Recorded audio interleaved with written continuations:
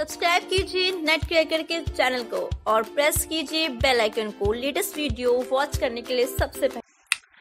Student good evening, मैं अनुराग शर्मा आप लोगों का स्वागत करता हूं। दोस्तों, बहुत लंबे समय से आप लोगों से कनेक्ट होने का मौका नहीं मिला, पर कंटिन्यूसली स्टूडेंट्स के साथ मैं जुड़ा रहा। एंड ये जो डाउट है पीएचडी को लेके, नेट को लेके, नेट की वैलिडिटी को लेके आने वाले फ्यूचर में, ये आई थिंक आज सबका डाउट है। उन स्टूडेंट्स का भी जो नेट क्वालिफाई कर चुके हैं, जो नेट क्वालिफाई करना चाहते हैं, या वो स्टूडेंट्स जो अभी मास्टर्स कर रहे हैं कि अब नेट वैलिड रहेगा या पीएचडी ही सिर्फ वैलिड होगी। तो इन सारे क्वेश्चंस को कहीं ना कहीं थोड़ी सी हवा जो मिल रही है वो उन न्यूज से मिल रही है, उन बहुत सारे रूमर्स से मिल रही है जो फैलाए जा रहे हैं। अब यहाँ पर अगर आप न्यूज चैनल्स को देखें या फिर आप उन न्यूज़पेपर्स कटिंग्स को देखें जहां पर बोला जा रहा है कि नेट की वैलिडिटी खत्म होने वाली है या सिर्फ पीएचडी ही वैलिड रहेगी, आई थिंक यहाँ पर ये समझना बहुत जरूरी है कि भारत में हर साल लगभग 7 से 8 लाख बच्चे जो हैं वो नेट का एग्जाम देते हैं, जिसमें से लगभग 50,000 से 60-70,000 बच्चे नेट को क्वालिफाई करते हैं। तो अगर हम इस कंपैरिजन को देखें इस चीज के हिसाब से कि कितने बच्चे पीएचडी की डिग्री हर साल होल्ड करते हैं, ठीक है, और दूसरी तरफ अगर हम ये देखें कि यूनिवर्सिटीज में एडहॉक लेक्चरर्स की या फिर असिस्टेंट लेक्चरर्स की कितनी जरूरत है, तो क्या आपको लगता है कि भारत के अंदर पीएचडी की इतनी अपॉर्चुनिटीज हैं कि हर साल इतने बड़े लेवल पे आने वाली वैकेंसीज को फुलफिल किया जा सके? यूजीसी ने इनिशियली जब इस बात को कहा था कि जो पीएचडी है उसकी एक अलग से वैलिडिटी होगी, उसकी इंपॉर्टेंस होगी, विदाउट पीएचडी आप परमानेंट लेक्चरर नहीं लग सकते, तो ये नोटिफिकेशन 2018 में आया था और उसको लागू करना था 2021 से। बट कहीं पर भी ये मेंशन नहीं किया गया कि नेट की वैलिडिटी खत्म हो जाएगी। आज भी यूजीसी का क्राइटेरिया यही है कि अगर आप किसी भी सेंट्रल या स्टेट यूनिवर्सिटी में पढ़ाना चाहते हैं या कोई भी ऐसी यूनिवर्सिटी अगर वो डीम्ड यूनिवर्सिटी है और यूजीसी से अगर वो वैलिडेट है, तो ऐसी कंडीशन में नेट क्वालिफाई होना जरूरी है। हाँ, ये बात सही है कि अगर आपने 2009 से पहले पीएचडी करी हुई है तो ऐसी कंडीशन में आपको नेट भी देने की जरूरत नहीं है। परंतु यहाँ पर अभी सबसे बड़ा डाउट बच्चों को आया कि नेट की वैलिडिटी किस तरह से आगे आने वाले समय में रहेगी। देखिए, अगर आप नेट क्वालिफाई करते हैं तो डेफिनेटली आप पीएचडी के लिए भी जा सकते हैं या फिर आप असिस्टेंट लेक्चरर के तौर पर पढ़ा सकते हैं। बट कल को अगर आपको परमानेंट एक वैकेंसी चाहिए, परमानेंट पोस्ट चाहिए, तो उस कंडीशन में यूनिवर्सिटीज आपसे पीएचडी की डिग्री की डिमांड करेंगी।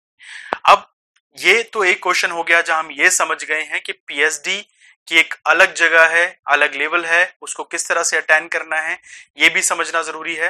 नेट की वैलिडिटी एज इट इज रहेगी। अभी तक गवर्नमेंट ने नहीं कहा है कि नेट के एग्जाम को हटाना चाहिए या इसकी वैलिडिटी नहीं है।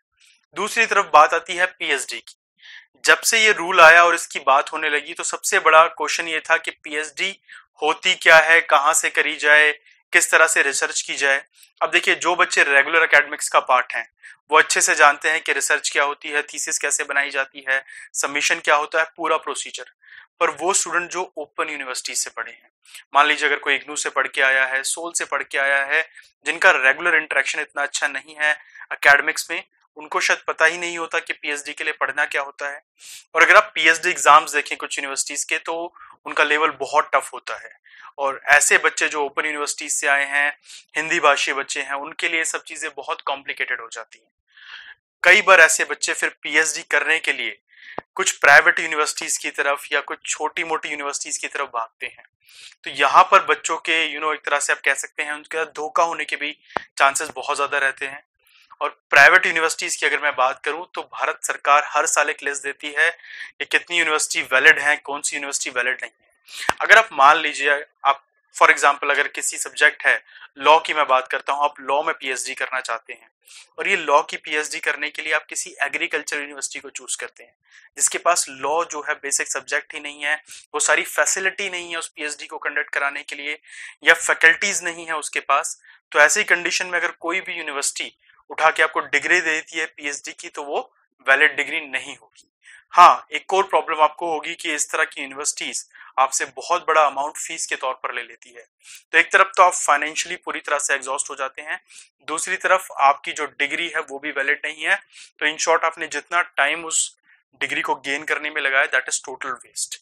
तो अभी ये समझना जरूरी है कि अगर आप पीएचडी करना चाह रहे हैं या पीएचडी के लिए आगे बढ़ना चाह रहे हैं, तो मेक श्योर कि आप किसी भी यूनिवर्सिटी के लिए साथ अगर पीएचडी करना चाहते हैं तो जो भी रिलेवेंट सब्जेक्ट में आप पीएचडी करना चाहते हैं वो यूनिवर्सिटीज उस पीएचडी को कंडक्ट कराती है। आपको ये चेक करना बहुत जरूरी है।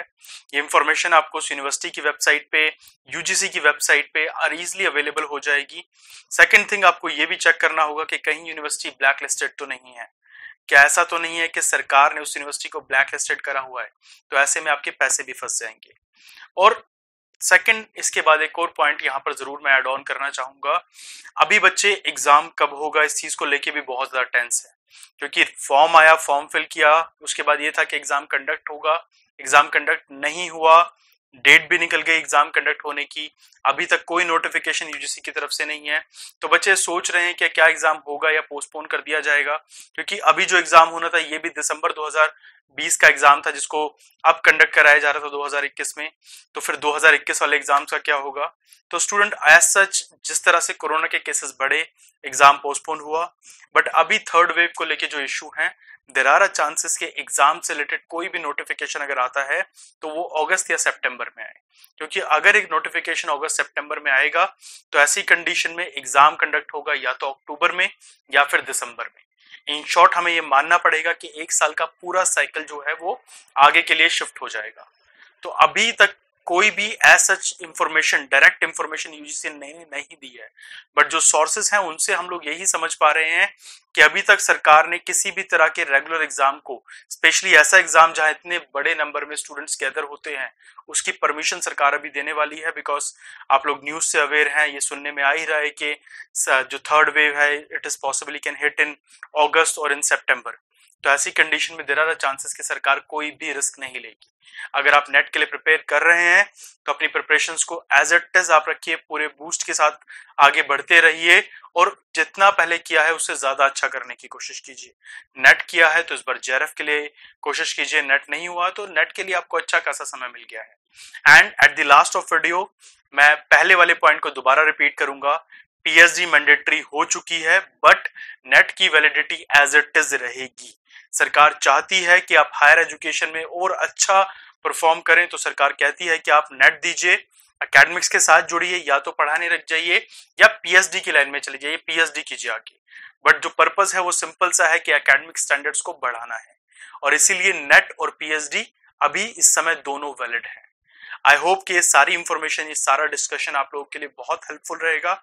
आपने किसी भी डाउट के लिए, चाहे वो एग्जाम से रिलेटेड हो, आपके कोर्स से रिलेटेड हो, कोई करियर अगर आप गाइडेंस चाहते हैं बेसिकली एकेडमिक्स को लेके, तो आप डेफिनेटली मेरे नीचे दिए गए नंबर पे मुझे कांटेक्ट कर सकते हैं।